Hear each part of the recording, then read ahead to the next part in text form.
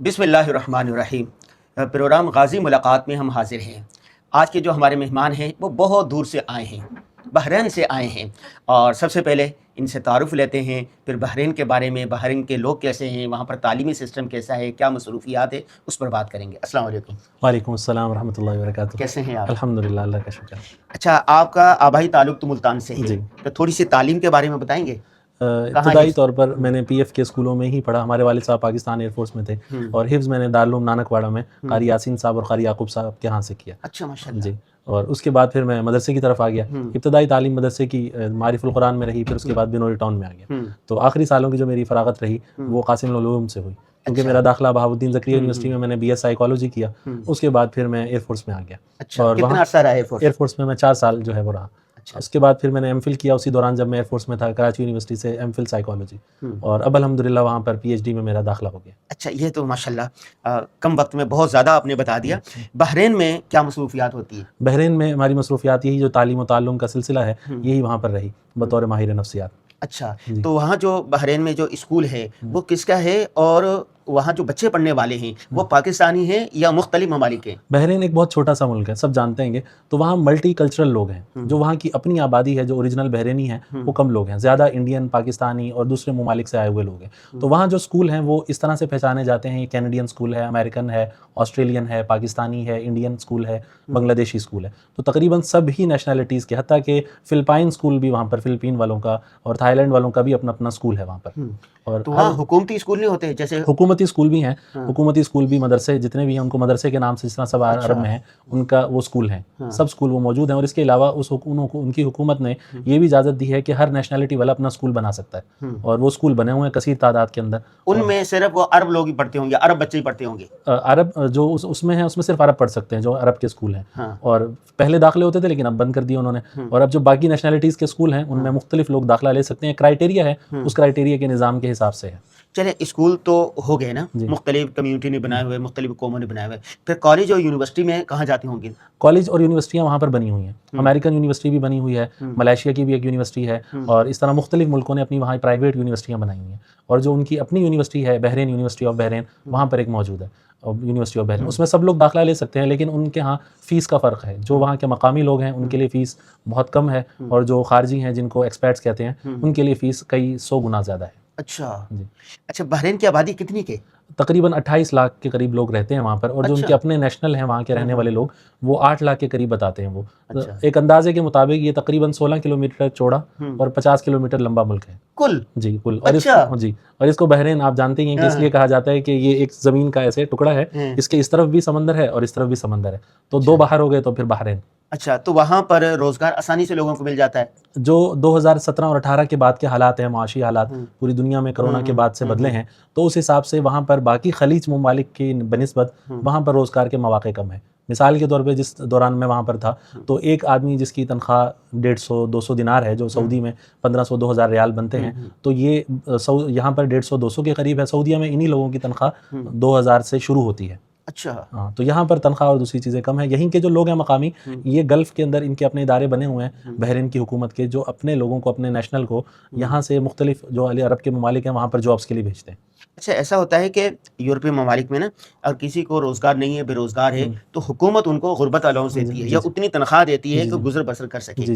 یہاں پر بھی ایسا ہے؟ بالکل، جو وہاں کے مقامی لوگ ہیں بحرینی ہیں، ان میں بہت سارے پاکستانی بھی ہیں جن کو نیشنلٹی ملی 2012 میں، 2012 تک نیشنلٹی ملتی رہی، ان کو ان امپلائمنٹ الاؤنس ملتا ہے جو تقریباً 150 دینار ہے، اور پاکستانی اس کو اگر تبدیل کریں تو 1 لاکھ روپے کے قریب یہ بنتا ہے۔ تو 3 مہینے تک یہ مسلسل ملتا رہتا ہے، اور اسی دوران وہ حکومت کا ادارہ ان کو جاب آفر کرتا رہتا ہے، اور وہی حکومت کا ادارہ جو مختلف کمپنیاں ان کے ہاں لوگوں نے بنائی ہوئی ہیں وہ ان سے کہتا ہے کہ آپ کے ہاں چونکہ آپ ہمارے ملک میں ایک کمپنی چلا رہے ہیں تو ہمارے اتنے فیصد لوگوں کو آپ نے کمپنی میں رکھنا ضروری ہے۔ اچھا، تو اس طرح سے ان کے اپنے لوگوں کو اور جو دوسرے ہیں دوسرے ممالک سے آئے ہوئے ہیں ان کے لیے یہ الاؤنس نہیں ہے، ان کے لیے الاؤنس نہیں ہے. اچھا، ان کے لیے یہ جو نفسیات ہیں، نفسیاتی مسائل ہیں، یہ کن کو درپیش ہوتے ہیں اور واقعتاً نفسیاتی مسائل ہیں یا ایک توہم پرستی ہے؟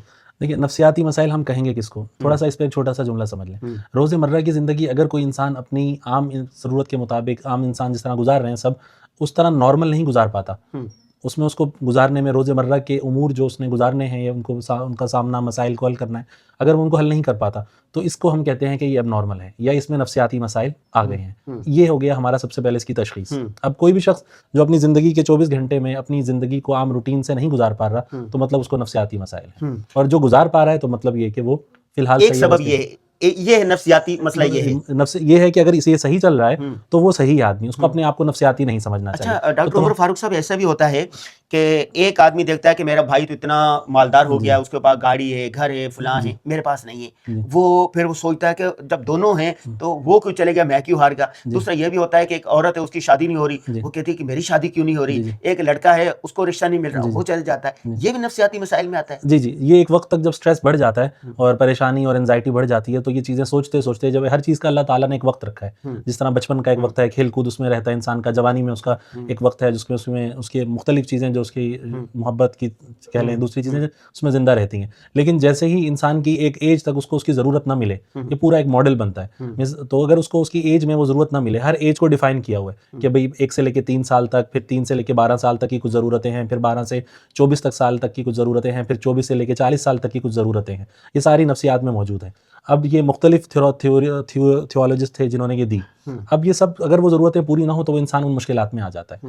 اور اگلی بات یہ ہے کہ دیکھیں 3F جہاں پہ مسئلہ آئے گا 3F کا، یعنی فیملی، فرینڈ اور فائنانس، جہاں پر یہ تینوں ڈسٹرب ہوں گے تو وہاں پر عمومی طور پر چانسز ہیں کہ اس کے اندر نفسیاتی مسائل آئیں گے. ابھی تو ہم دیکھتے ہیں کہ چھوٹے چھوٹے بچے بھی نفسیاتی مسائل میں الجھے ہوئے ہیں، خصوصی جین زی، نئی جنریشن. جی بالکل، اس کی وجہ یہ ہے کہ جس میں تو 3F نہیں آتے ہیں نا، فیملی بھی نہیں ہے، فائنانس بھی نہیں ہے. ان کی طرف سے بھی مسائل آ سکتے ہیں. فار ایگزامپل فیملی، کسی کے والد صاحب کا انتقال ہو گیا، کسی کے والد صاحب جو ہے نا وہ کما نہیں رہے ہیں، اور کسی کے دوست صحبت بری تھی تو ان دوستوں سے اس کے اندر وہ برائی آ گئی. اور فائنانس کا مطلب یہ ہے کہ حالات جس طرح آپ نے بتایا کہ بھئی ایک دیکھ رہا ہے کہ میرا بھائی کما رہا ہے اور میں نہیں کما رہا، میرے پاس اتنے وسائل نہیں ہیں. تو یہ تینوں وہ ہیں. اب باقی جو رہ گئے نئے دور کے جو مسائل ہیں، اب ہم نے جب پیمانہ اپنا طے کر لیا کہ ہمارا پیمانہ شروع ہوتا ہے گاڑی سے، بنگلے سے اور اتنے بینک بیلنس سے، جب اس سے لے کر ہم آگے چلیں گے اس کو موازنے میں، تو ہمیں مشکلات کا سامنا ہوگا. ہم قدم، ایک دو چیزیں ہیں، ایک ہے ایکچوئل اور ایک ہے ڈریم. ایکچوئل سیلف تو میرا یہ ہے کہ میں اس کمرے میں بیٹھا ہوں اور میں نے یہ کپڑے پہنے ہیں اور میں یہاں پہ آپ سے بات چیت کر رہا ہوں. جبکہ ڈریم سیلف میرا یہ کہتا ہے کہ کم از کم مجھے کسی یورپ کے ملک میں ہونا چاہیے اور مجھے اتنے لاکھ کروڑ کی نوکری مجھے ہونی چاہیے. اب اس کے درمیان جتنا فاصلہ آتا جائے گا، یعنی حقیقت جو انسان زندگی جی رہا ہے، حقیقی زندگی، اور ایک اس کے خیالات ہیں، خواب ہیں، اس کے درمیان جتنا فاصلہ، جتنا عمل کم ہوتا جائے گا تو اتنے اس کے لیے مسائل، مشکلات بڑھتے جائیں گے. حل کیا ہے؟ حل یہ ہے کہ دیکھیں ہم حال میں جینا سیکھیں. نفسیات کا خلاصہ یہ ہے کہ آپ حال میں جینا. ہم بچوں کو دیکھتے ہیں بچے جیسے ہیں، جو کچھ ہے راضی رہیں، اس پر راضی رہیں. ہم بچوں کو دیکھتے ہیں کہ بھئی بچے خوش ہیں، بچے من کے سچے ہیں، ان جیسی خوشیاں کس کے پاس ہیں. کیوں؟ کیونکہ ان کے لیے حال ہی سب کچھ ہوتا ہے، اور ہمارے لیے جو ہے وہ کبھی مستقبل ہوتا ہے اور کبھی ماضی ہوتا ہے. کوئی پرانی بات یاد ستا رہی ہے یا تو جو ہے نا وہ کوئی آنے والی بات کے بارے میں پریشان ہے. لیکن دیکھیں ایک عورت ہے، اس کی شادی ہوئی ہے، اس کے بہن بھائیوں کے بچے ہیں، اور اس کا گود خالی ہے، تو وہ کیسے جی سکتی ہے حال میں؟ بالکل، یہ بات واقعی اس طرح کی ہے جس میں اس کو تکلیف اور پریشانی کا سبب ہے. ہمیں اس کی طرف واپس دیکھیں. ہمارا جو اصل ہے نا، ساری نفسیات کو اگر آپ کھنگال بھی لیں، مجھے 8 سال کا عرصہ ہو گیا میں اس میں پڑھ رہا ہوں، مجھ سے بہت سینئر اور بڑے لوگ بھی موجود ہیں. ان کا خلاصہ یہی ہے کہ جو اللہ نے ہمیں دین دیا ہے یہ سب سے بہترین ہے. اس کی ایک چھوٹی میں مثال دیتا ہوں آپ کو. ایک انگریزی کی کتاب ہے گیٹنگ تھنگز ڈن، کہ کس طرح ہم اپنے روز مرہ کے کاموں کو افیکٹولی کر لیں اور جلدی کریں کہ ہمارا وقت بھی بچ جائے اور ہم اچھے انسان، ایفیشینٹ جس کو کہتے ہیں، ہم وہ بن جائیں. اب اس کے اندر 600 تقریباً صفحات ہیں، مختلف لوگوں نے وہ پڑھی بھی ہوگی. اب ان کو آپ پڑھیں اور 600 صفحات کو پڑھیں، اور ایک طرف آپ کو ایک حدیث آپ نے پڑھی ہو کہ آپ علیہ الصلوۃ والسلام نے فرمایا کہ انسان کے اسلام لانے کی خوبصورتی یہ ہے کہ وہ لا یعنی چیزوں کو چھوڑ دے. من حسن اسلام المرء ترکہ ما لا یعنی. تو اگر ایک شخص اس حدیث کے اوپر عمل کرتا ہے اور وہ کیا کرے گا کہ اپنی سارے دن کی لایانی چیزیں چھوڑ دے گا، موبائل چلا رہا ہے کوئی اور ایسے کام ہیں جن کو وہ چھوڑ دے گا، تو وہ گیٹنگ تھنگز ڈن بالکل ایک سائڈ پہ رہ جائے گی، اور اس کے اندر اس حدیث کے اوپر عمل کرنے سے اس سے کہیں زیادہ چیزیں اس کی اچھی ہو جائیں گی اور وہ اس سے ایفیشینٹلی. اب آتے ہیں ہم آپ کے سوال کی طرف. جیسے آپ نے کہا کہ بھئی یہ خاتون ہے، اس کی اولاد نہیں ہے، وہ پریشان ہے کہ بھئی باقیوں کی اولاد ہوگی، میری نہیں ہوگی. ہم واپس رجوع کریں دین کی طرف. اللہ تعالیٰ کیا فرماتے ہیں؟ اللہ تعالیٰ کہتے ہیں کہ بھئی وہ جس کو چاہتے ہیں یہب لمن یشاء اناثا ویہب لمن یشاء الذکور او یزوجہم ذکرانا و اناثا ویجعل من یشاء عقیما. ایک دوسری آیت میں یہ ہے اب اللہ تعالیٰ نے وَيَجْعَلُ مَن يَشَاءُ عَقِيمًا کوئی بوجھ ذکر نہیں کیا یا کوئی عذاب ذکر نہیں کیا، یہ تو ہمارے معاشرے نے بنا لیا نا، بھائی اس کی اولاد ہے تو اللہ نے اس کو نعمت دی، اللہ نے اس کو جو ہے نا وہ اولاد دی فلاں دیا، ہمیں نہیں دیا تو مطلب ہم کوئی اپشگن ہو گئے.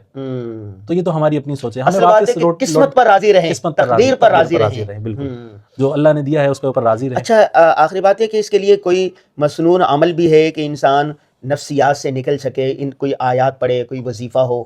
جی بالکل، اس کے اوپر سب سے جو بڑی چیز ہے وہ شکر ہے. نفسیات کی کئی ساری تھیوریز ایسی ہیں، کئی سارے طریقہ علاج ایسے ہیں جس میں ماہر نفسیات یہ بتاتے ہیں کہ کم از کم آپ اپنے دن کی 5 چیزوں پر شکر ادا کریں. 5 چیز اور صبح بھی شکر ادا کریں 5 چیزوں پر، صبح دوپہر میں بھی ادا کریں اور شام میں بھی شکر ادا کریں.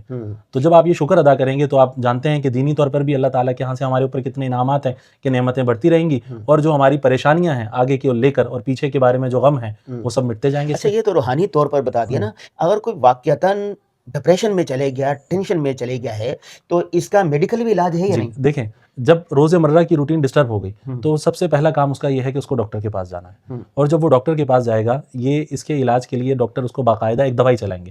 ہر نفسیاتی مرض کے پیچھے ہمارا بایولوجیکل کوئی نہ کوئی ہوتا ہے، یعنی جسمانی طور پر جس طرح ہمیں سر درد ہوتا ہے تو ہمیں اندر مسائل ہیں، بخار ہوا تو ہمارے جسم کا حرارت زیادہ ہوگی. تو اگر کوئی ڈپریشن میں چلا گیا ہے تو اللہ تعالیٰ نے اس کے ذہنی جو مادے اور کچھ خلیے ایسے تھے جو خوشی کے تھے وہ ڈیڈ ہو گئے، اور جو پریشانی کے تھے وہ زیادہ ایکٹیو ہو گئے. تو اس کے لیے باقاعدہ فوراً ڈاکٹر سے رجوع کرنا چاہیے. صحیح. عمر فاروق صاحب عموماً یہ لوگ کہتے ہیں کہ جی ان کو جنات آ گئے ہیں، ان پر اثرات ہو گیا ہے، اس پر نظر ہو گئی ہے، لہذا نظر کا تعویذ دے دیا جاتا ہے، جوتا سنگا دیا جاتا ہے، یہ مختلف معاشرے میں رائج ہے. اس میں کتنی حقیقت ہے اور اس کا علاج کیا ہے؟ ہمارے معاشرے کی اگر ہم بات کریں تو 99% جو ہمارے پاس مریض بعد میں مختلف جگہوں سے، آپ نے دیکھا ہے پاکستان میں جادو کے لوگ بھی ہیں، عملیات والے بھی ہیں، مختلف بھی ہر طرح کے لوگ موجود ہیں. تو ان میں سے 99% لوگ جو ان کے ہاں سے جب علاج نہیں ہوتا اور نفسیات والوں کے پاس آتے ہیں تو ان میں 99% ایسے ہیں جن کے مسائل نفسیات کے ہوتے ہیں، نہ کہ جادو کے، جنات کے، نظر کے. نظر تو برحق ہے، وہ ایک الگ چیز ہے، لیکن اس کا یہ مطلب نہیں ہے کہ کسی بھی طرح سے وہ انسان کو اس طرح سے متاثر کر دے کہ اس کا کسی دم سے اثر ہو جائے یا کسی تعویذ سے اس کا اثر ہو جائے. 99% ان کے جو امراض ہیں وہ نفسیات کے ہیں. نفسیات کے لوگ اس کو سمجھتے ہیں کہ جنات آ گئے ہیں یا کسی چیز کا اثر آ گیا ہے، کسی نے جادو کر دیا اس کے اوپر. تو ایسا نہیں ہوتا، بلکہ وہ نفسیاتی مسائل ہوتے ہیں جو ان کے اوپر آتے ہیں. تو لہٰذا ان کو چاہیے عاملوں کے بجائے سب سے پہلے اپنے آپ کو طبی طور پر دکھوا لیں کہ بھئی کہ ہمیں کوئی طبی مسئلہ تو نہیں ہے. اگر ڈاکٹر اور یہ لوگ جواب دے دیتے ہیں کہ بھئی ہمارے ہاں طب میں اس کا علاج نہیں ہے، جو کہ قریب ہے کہ ایسا نہیں ہوتا، اگر نہیں ہے وہ بتا دیتے ہیں کہ نہیں ہے تو پھر اس کی طرف آپ جا سکتے ہیں. اچھا بہت زیادہ توہم پرستی کیوں ہے معاشرے میں؟ توہم پرستی کا ہونا یہ ایک چیز کی نفی ہے کہ تعلیم کا نہ ہونا. جتنی تعلیم کی کمی ہوگی اتنی توہم پرستی ہوگی، جتنا علم اور تعلیم عام ہوگا اتنی توہم پرستی کم ہوگی. اچھا میں ایک بات بتاؤں کہ یورپ میں بھی توہم پرستی بہت ہے. اچھا وہاں پر میں گیا ہوں یورپی ممالک میں، وہاں پر گرل فرینڈ، بوائے فرینڈ اور میاں بیوی بھی اتنی توہم پرستی ہے ان کو کہ وہ محبت کے تالے لگا کے نا کسی سمندر کے پل کے اوپر جا کے اس کی چابی جو ہے نا اس میں پھینک دیتے ہیں کہ اب ہماری محبت ہمیشہ رہے گی. اور اس طرح کے بے شمار مسائل، حالانکہ وہاں تعلیم تو ہے. جی تعلیم جو میرے ذہن میں اس کا فی الحال یہ ہے کہ تعلیم کا مطلب پڑھے لکھے لوگ بھی تعلیم کا مطلب بھی صحیح تعلیم ہے. تعلیم کا مطلب بھی صحیح دینی تعلیم ہے. ہاں دینی تعلیم بھی، دوسری تعلیم میں بھی صحیح تعلیم ہے، تعلیمات موجود ہیں. کسی بھی رشتے کو چلانے کے لیے جیسے آپ نے بتایا کہ وہ فرانس کا غالباً ایک پل ہے جس پر لوگ اپنی محبت کے تالے لگا دیتے ہیں اور کہتے ہیں کہ ہماری محبت وہ سلامت رہے گی. تو زیادہ تر تو لوگ جو وہاں کرتے ہیں وہ یادگار کے طور پہ کرتے ہیں، لیکن جو عقیدہ اور یقین کے طور پر کرتے ہیں ان کو بھی اس بات کا پتہ ہے کہ جب تک ہم ایک دوسرے کا سردی گرمی، مشکل اور آسانی میں ساتھ دیں گے تو ہمارا رشتہ مضبوط ہوتا رہے گا. لیکن جتنا ہم ایک دوسرے کے ساتھ سائڈ پر ہو جائیں گے مشکل وقت میں اتنا ہمارا رشتہ کمزوری کی طرف چلا جائے گا. ٹھیک جی. بھائی حافظ مولانا ڈاکٹر عمر فاروق صاحب نے اس موضوع پر بہترین گفتگو کی ہے. ون ویلنگ نہیں کی، یک طرفہ ٹریفک نہیں چلائی انہوں نے. یہ کہتے ہیں کہ یہ جو نفسیاتی مسائل ہوتے ہیں بسا اوقات توہم پرستی ہوتی ہے. اب اس کے علاج جو ہے نا اصل میں وہ ہے، ایک تو شکر کریں، دوسرا روحانی علاج ہے، اور تیسرا واقعتاً بیماری ہے ڈاکٹر سے رجوع لازمی کریں. بس ان کے پاس ٹائم کم ہے. اس موضوع پر مزید بھی آن لائن انشاءاللہ ان سے اس موضوع پر گفتگو ہوتی رہے گی. بہت شکریہ ڈاکٹر. السلام علیکم.